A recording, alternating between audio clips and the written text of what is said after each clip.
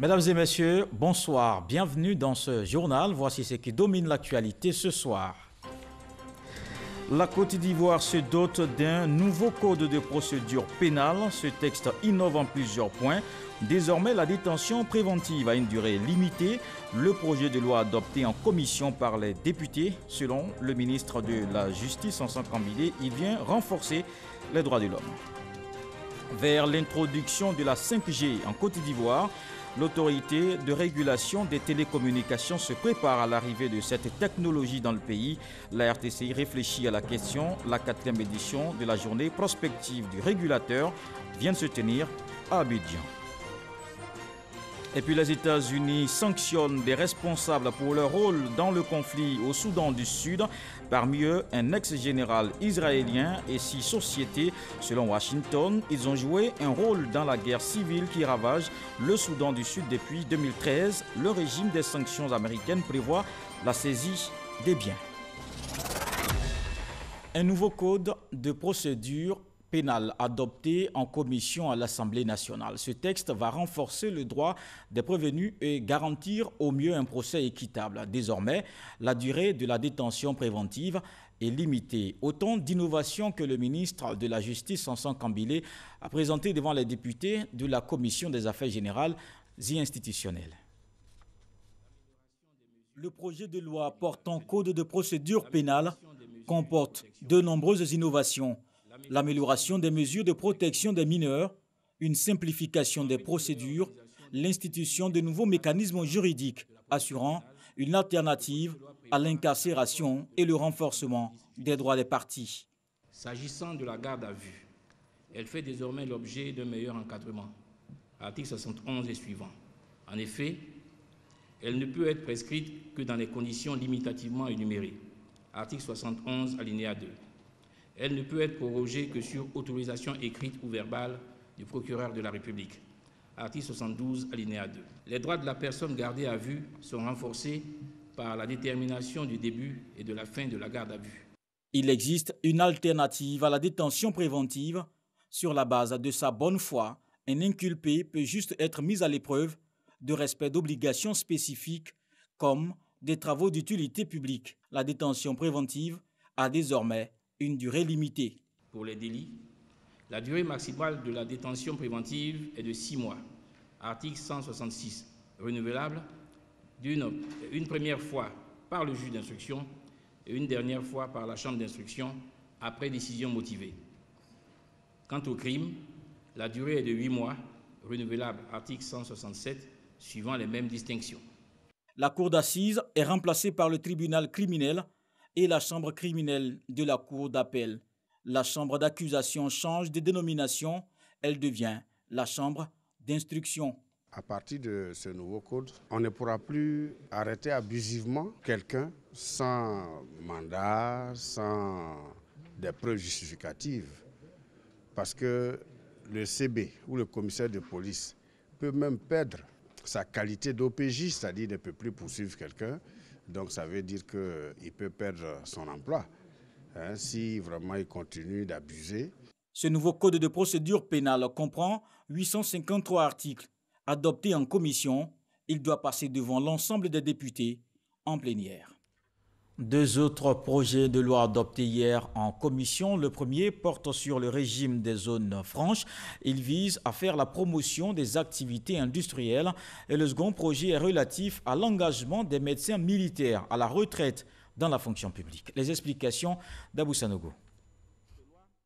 Le projet de loi soumis par le ministre du Commerce, de l'Industrie et de la Promotion des PME Souleymane Diarra porte un régime des zones franches voté à la majorité des membres de la Commission des affaires économiques et financières de l'Assemblée nationale. Ce projet de loi a pour objet de déterminer le régime juridique des zones franches en Côte d'Ivoire et permettra de développer de nouveaux pôles de croissance économique à Abidjan et à l'intérieur du pays afin de promouvoir l'activité industrielle. La mise en œuvre de ce projet de loi, à travers bien sûr ces décrets d'application qui seront pris, permettront à notre pays, la Côte d'Ivoire, de se doter d'un nouvel instrument juridique pour permettre en tout cas d'attirer des opérateurs économiques régionaux, nationaux et internationaux dans différents secteurs d'activité qui sont nos priorités.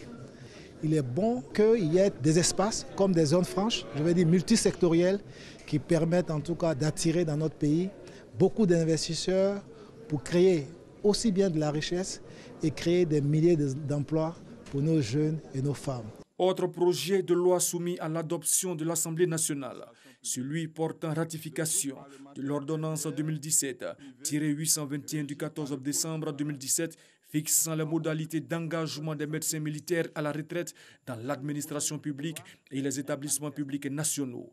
Ce projet de loi, soumis par le ministre de la fonction publique Issa Coulibaly, comportant un article unique, a été voté à l'unanimité des membres présents de la Commission des affaires sociales et culturelles. Les militaires militaires sont très bien formés et lorsqu'ils arrivent à la retraite, ils sont encore pleins d'expérience. Le gouvernement, face donc au déficit de ce personnel de qualité dans la fonction publique, a pris une ordonnance pour permettre que par voie contractuelle, la fonction publique puisse disposer de ce personnel de qualité. Issa Coulibaly a soutenu que la conduite d'un tel processus de recrutement appelle la mise en place d'un dispositif normatif et d'encadrement efficace et inclusif associant les ministères techniques concernés. Dans l'actualité politique, ce soir, demain, se tiennent les élections partielles. Cette reprise du scrutin concerne 4 communes et 2 régions, Grand Bassam, Port-Bouilly, Bingerville et Lakota, et les régions du Lot-d'Ivoire et du Guémon. Les populations invitées à voter dans le calme, justement, puisqu'on parle d'élections. L'organisation non gouvernementale Désir de paix et d'avenir veut instruire les Ivoiriens sur l'importance du vote. Pour ce faire, cette ONG initie une caravane. Elle entend parcourir tout le pays pour prôner son message. Les Ivoiriens et la culture de la paix, thème de la conférence animée par l'organisation non gouvernementale DPA, Désir de paix et d'avenir en Côte d'Ivoire. Selon Clément Sey, président de cette structure, les Ivoiriens ne participent pas massivement au vote, d'où la volonté des ONG de parcourir toutes les contrées du pays afin d'instruire les Ivoiriens sur l'intérêt de prendre part aux scrutins électoraux, ce à travers une campagne dénommée Caravane de l'espoir. Nous militons pour la culture électorale. Nous estimons que nos parents ne votent pas suffisamment et que nous estimons que pour qu'il y ait un candidat bien élu, il faudrait qu'il y ait au moins la majorité absolue des Ivoiriens en âge de voter qui participent à une élection. L'ONG DPA s'est également donné pour mission de mener des actions en vue d'éveiller les consciences. Elle entend aussi changer les mentalités dans tous les secteurs socio-professionnels. Le président du mouvement Force 2015 se prononce sur l'actualité politique nationale. Le député Charles Niaouré était face à la presse. Il annonce le soutien de son mouvement au RHDP. Olivier Eriebi Aboussanogo. La situation sociopolitique du moment. Le congrès constitutif du RHDP, le rassemblement des oufouettistes pour la démocratie et la paix du 26 janvier 2019, l'élection présidentielle de 2020. Des sujets parmi 6 autres sur lesquels le président de la Fédération des organisations républicaines pour la cohésion et l'émergence, Force 2015, Charles Niaouré, s'est prononcé face à la presse. Pour lui, les dissensions au sein de la coalition des partis ne doivent pas empêcher l'existence du RHDP. C'est ça la politique. L'essentiel pour nous, c'est de travailler à l'union, à la cohésion pour que notre pays reste toujours stable, reste toujours dans la paix. Nous, RHDP, nous sommes prêts à toutes les éventualités démocratique pour faire la preuve de ce que nous sommes le plus grand parti politique ivoirien, nous sommes le plus grand parti politique en Côte d'Ivoire. Dans sa nouvelle composition, le Rassemblement des oufouettistes pour la démocratie et la paix veut solidifier sa position dans le paysage politique ivoirien. Face aux nombreux défis, un congrès constitutif est annoncé pour janvier 2019. Rendez-vous pour lequel le mouvement de soutien au Rassemblement des oufouettistes pour la démocratie et la paix, RHDP, entend jouer une part active dans la mobilisation des troupes. Toujours dans l'actualité politique, Évariste Sarr rejoint le Rassemblement des oufouettistes pour la démocratie et la paix. Le sénateur de la région du Guémon l'a annoncé face à la presse récemment. Laurent Sachaud, Herman Guivet. La grande famille du RHDP s'agrandit. Sur sa liste, il faudra désormais compter avec le sénateur de la région du Guémont, Évariste Tietemo-Monsa, vient d'y déposer ses valises. Hier, j'étais dans la cour du RADP. Aujourd'hui, le temps est venu pour moi de me décider à entrer dans la maison familiale qu'est le RADP. C'est pourquoi j'offre ce jour mon adhésion au RADP, militer activement en son sein et me mettre à la disposition de sa haute direction. Je demande à tous mes parents du Guémont de se joindre à moi pour nous inscrire dans une vraie dynamique de paix, facteur de développement durable. Et j'invite tous les Ivoiriens qui tiennent encore les pas de se rallier à cette cause noble afin d'accompagner le président de la République dans sa volonté de construction d'une Côte d'Ivoire nouvelle, rassemblée et prospère. Évariste Tietemo-Monsa, ex-militant du Front populaire ivoirien, député de Bongolo de 2011 à 2016 et maire de Bongolo de 2013 à 2018. À ce jour, on enregistre plusieurs adhésions des cadres de la région du Guémont au RHDP, notamment Honoré Guiboni, Taï Thierry et Garoger. Les populations de Koguénou à Doropo, dans l'est du pays, ont désormais leur poste de police.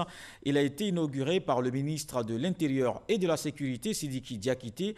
L'édifice est dédié à la sécurisation de cette zone frontalière. Ce sont au total 5 postes de police qui seront construits dans tout le pays. Le reportage de Konaté Moussa.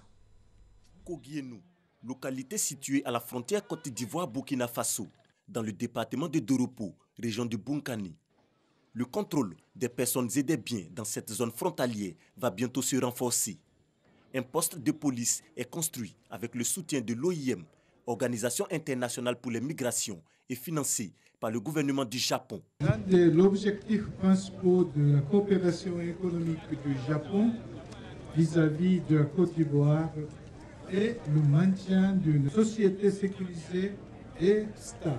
Je ne peux que me réjouir de voir encore une fois, à travers l'installation de ce poste de police, une illustration concrète de cette coopération entre nos deux pays.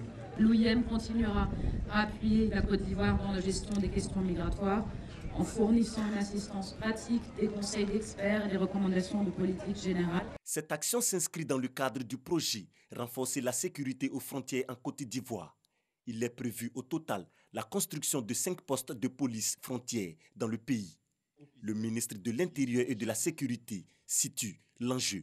Face aux menaces sécuritaires liées aux crimes transfrontaliers, aux attaques terroristes, à la traite des êtres humains, au trafic illicite de migrants, la construction de postes frontières conformes aux normes internationales en la matière demeure pour la Côte d'Ivoire une priorité nationale. Des postes de police pour une meilleure gestion des frontières en Côte d'Ivoire. Après celui de Koguénou, suivront les postes de police de Gbaplu, Béléban, Sipilou et Nekouni à Tengrela. D'ici à fin janvier 2019, la Côte d'Ivoire et le Ghana vont instituer ensemble un prix plancher du cacao, une déclaration signée à Abidjan. Le Conseil Café Cacao et le Ghana Cocoa Board s'engagent à valoriser l'économie cacaoyère. Ces deux structures entendent aussi vulgariser le marché local. Lansine Bakayoko. Principal signe de la coopération naissante, la Côte d'Ivoire et le Ghana décident d'un prix en dessous duquel ces deux gros producteurs qui représentent 60% de parts de marché ne vendraient pas à l'international. Les deux pays se sont accordés à définir un prix plancher du cacao qui sera déterminé fin janvier 2019. La Côte d'Ivoire, dans le cadre de cette coopération, a modifié son système de commercialisation pour le faire migrer vers celui du Ghana. Le système ivoirien en vigueur consiste à être sur le marché international tout le long de l'année, alors que le Ghana ne vend que si les cours internationaux sont favorables. Une norme commune sera élaborée dans ce contexte pour assurer la durabilité du cacao. Les pays s'engagent à organiser un forum d'affaires sur le cacao tous les 2 ans, alternativement au Ghana et en Côte d'Ivoire. Une structure organisationnelle chargée de la gestion de l'initiative Cacao Côte d'Ivoire-Ghana a été adoptée. D'autres mesures ont été adoptées pour garantir la qualité de la production. Celles-ci portent sur la promotion de l'agroforesterie, la lutte contre les changements climatiques et surtout contre la maladie du Swollen-Shoot. Les opérations d'arrachage à la frontière entre les deux pays sont en cours après le lancement de l'opération dos à dos à Pila le 23 août 2018. Plus de 25 000 hectares ont ainsi déjà été arrachés. Au niveau de la consommation du cacao, les deux pays prévoient de vulgariser le marché local et régional. Axe majeur de cette politique, la promotion d'artisans chocolatiers et des PME-PMI. Bientôt l'introduction de la 5G en Côte d'Ivoire, l'autorité de régulation des télécommunications se prépare. La RTCI réfléchit sur les dispositions à prendre pour préparer l'arrivée de cette technologie. La question est évoquée à la 4e édition de la journée prospective du régulateur. Jean-Louis Gbangbo. Successeur logique de la 4G, l'introduction de la technologie 5G en Côte d'Ivoire est annoncée pour 2020. En attendant, l'autorité de régulation des télécommunications et TIC a engagé les réflexions autour des dispositions à prendre en vue de préparer l'arrivée de cette 5G. Le secteur avance très vite et il ne faut pas donc attendre que la 5G soit là pour commencer à voir les contours. La 5G, c'est aussi une évolution. C'est en 2016 que la 4G a fait son entrée en Côte d'Ivoire et nombreux sont les abonnés de la téléphonie qui attendent encore de bénéficier de tous les avantages annoncés. Mon téléphone a 4G, mais quand je suis âgé, vu que je n'arrive pas à aller sur 4G, voilà, on essaie de balancer en 3G, 3G75, mais lorsqu'on arrive à bien, ça passe sans problème. Mon souhait, c'est que la 4G soit aussi dans ma ville, à Jacquesville. Dans ces temps-ci, bon, je ne suis pas trop satisfait de la puce. Au départ, ça allait, mais maintenant, j'ai des soucis au niveau du réseau. Je ne sais pas si ça a un rapport avec la 4G ou pas. Pourtant, le directeur général de la RTCI est formel. L'introduction de la 4G a facilité la vie des consommateurs ivoiriens et la 5G viendra davantage transformer l'utilisation du téléphone et bouleverser l'économie. Beaucoup plus de confort, des débits qu'on pourra effectivement prendre en compte dans les différentes relations. On parle des objets connectés, ça veut dire qu'en fait, beaucoup plus de facilité et beaucoup plus de besoins. C'est pour répondre aux besoins. Les besoins sont là, il faut pas attendre avec la 4G, il faut aussi que la 5G, qui est démontrée comme une solution pour l'avenir. La technologie 4G a permis une meilleure vulgarisation des services de télécommunications avec un taux de pénétration qui se situe aujourd'hui à 135%. Un taux que la 5G devrait encore faire croître. Ils avaient bénéficié de la gratuité des soins de santé. Désormais, la couverture maladie universelle entre dans sa phase opérationnelle. Les 150 000 étudiants vont payer 12 000 francs par an. Les cotisations débutent en janvier 2019. Les explications de Serge Coléa. En janvier 2019, la couverture en maladie universelle va rentrer dans sa phase active pour les 150 000 étudiants des universités et grandes écoles publiques et privées. La cotisation annuelle de 12 000 francs CFA doit être versée en 6 tranches de 2 000 francs CFA. Les cotisations seront perçues entre le 1er janvier et le 30 juin en raison des vacances universitaires. Les cotisations, c'est 1 000 francs par personne par mois. Mais les étudiants ont demandé au RPU qu'on puisse leur donner une période de 6 mois, de janvier à juin. Donc, tous ces 6 mois, ils pourront payer la somme de 2 000 francs par mois. Comme ça, à la fin de juin, ils ont payé les cotisations. Mais en même temps, l'arrêté permet à tout étudiant qui le désire de pouvoir payer en une seule fois. Pour la CENAM, la phase expérimentale lancée en avril 2017 a été un succès. Plus de 110 000 prestations ont été délivrées dans les centres de santé du réseau de la CMU. Durant cette période qui s'est étendue à 9 mois au lieu de 6, l'État a pris en charge les cotisations à hauteur de 900 millions de francs CFA. 9 centres de santé universitaires ont été mis à niveau pour un coût de 2 milliards 200 millions de francs CFA.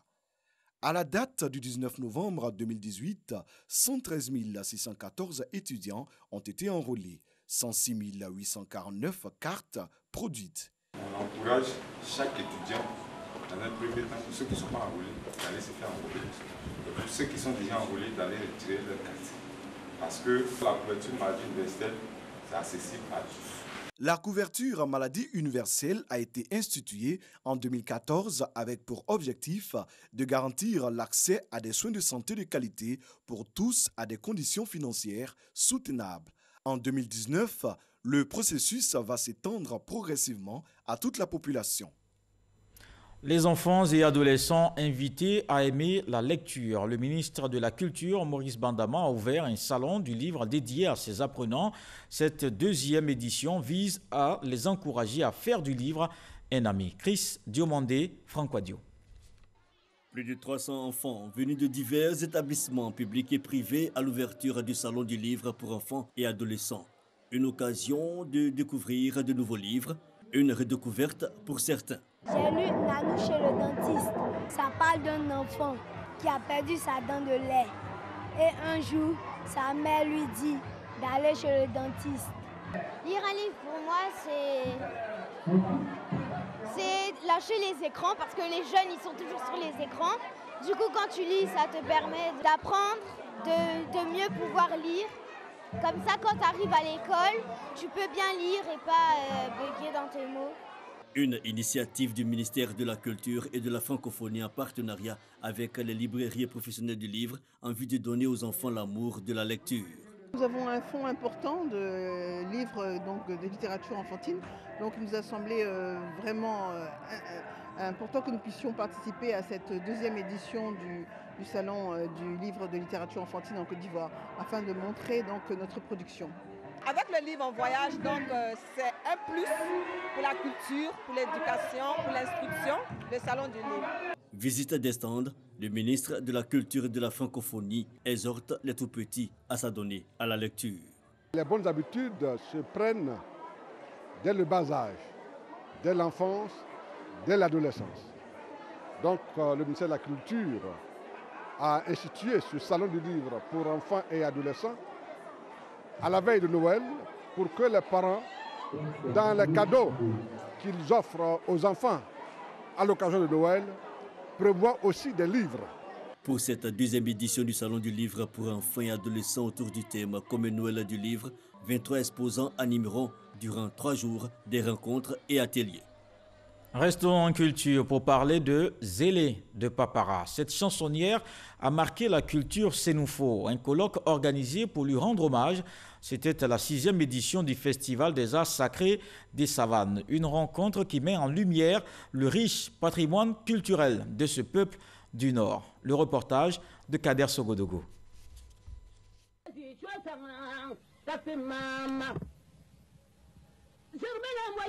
Zélé de Papara, 24 années après sa mort, un colloque consacre une communication sur cette artiste pionnière de la modernisation de la musique sénoufo. Mère de 11 enfants, aucun n'a survécu au-delà de 3 ans.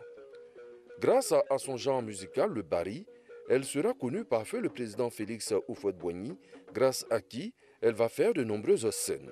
Si sa musique aurait été un moyen pour elle de surmonter certaines tragédies, sa disparition se fera, elle, de manière tragique.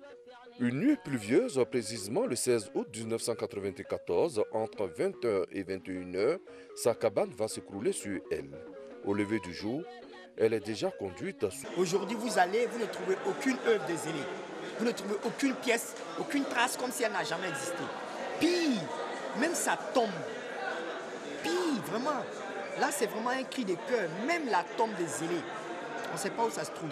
À l'occasion de la 6e édition du FASA, un colloque à l'université Pelefro-Gonkoulibaly lui est consacré. De quoi plaider pour qu'elle soit immortalisée à travers ses œuvres. En 2009, je suis venu en Côte d'Ivoire parce que je vis à Los Angeles. Je suis revenu et j'ai essayé de retrouver des éléments sur Zélé de Papara. Je n'en ai pas trouvé. Pas de bande enregistrée, pourtant il y a eu des émissions sur elle. Je n'ai pas trouvé. Aujourd'hui, si vous allez en ligne, vous allez trouver peut-être que 2 ou 3 éléments qui existent de Zélé de Papara.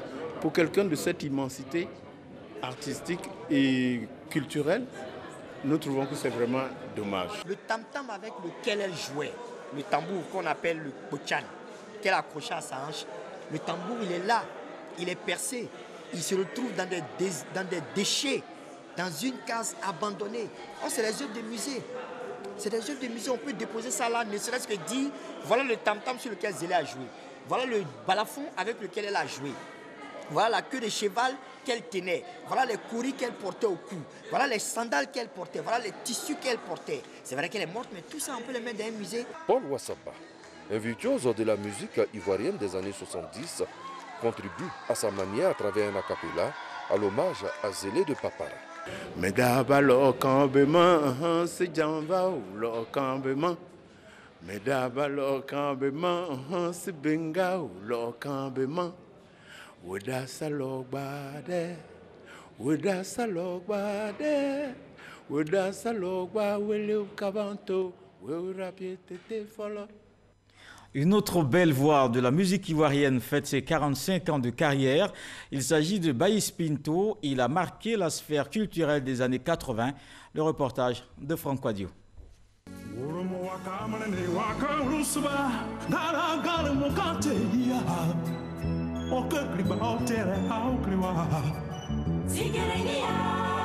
Sa voix de stentor aura traversé le temps. Présenté comme atypique à ses débuts, Galier Baye Sylvestre, ou si vous voulez Baïs Pinto, 45 ans de vie artistique, tranche toujours dans le décor.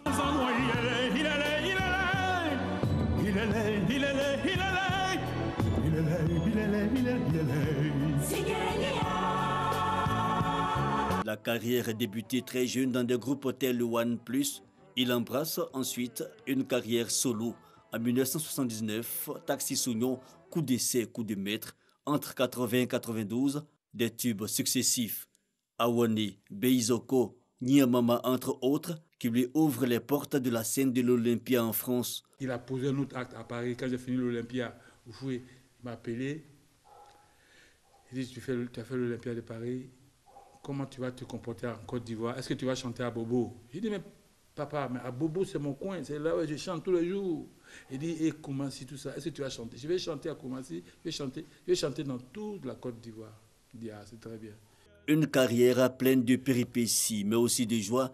L'artiste dit en retenir que le meilleur, du talent encore à revendre malgré le poids des années. J'ai eu cette chance d'avoir toujours des bons titres. Sur Taxi Sougnon, il y avait Poigne, il y avait Djamo Djamo, il y avait Galia Yono, il y avait Zianachi, il y avait, enfin, ceux qui connaissent Baïs Pinto, il y avait des titres qui faisaient l'affaire des gens. Mais la particularité de l'homme à la voix d'or, ce sont ceux qui l'ont pratiqué qui en parlent le plus. Diabostek a bien connu l'artiste. Il a tout apporté.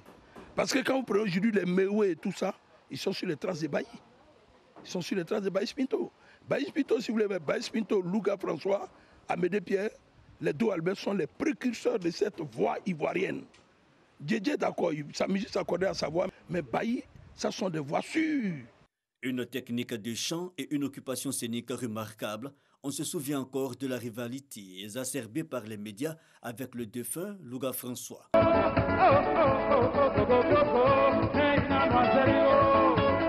Baïs Pinto aurait inspiré bien d'artistes, Noël Doré par exemple. Oh, c'est comme ça qu'on s'appelle. C'est son sérieux, son professionnalisme, l'amour du métier, l'amour de travail. Il était comme tous les autres, hein, dans le creux de la vague des fois, mais il s'est armé de courage parce que je lui disais toujours, tu es le plus grand chanteur. 45 années de carrière et une musique qui traverse les générations. Il a une belle voix et puis il avait une belle carrure. En tout cas, il a marqué son époque. Ah non, il a la voix d'or. En tout cas, il fait de la mélodie, sérieusement. Et puis, il fait la musique du terroir. Si soignon, maman moué, oh, ti soignon, oh. Se rassurer cependant, Baïs Pinto n'en a pas fini avec la musique. C'est selon lui sa sève nourricière. À 62 ans aujourd'hui, l'artiste né le 31 décembre 61 à Trècheville a toujours la même verve créatrice.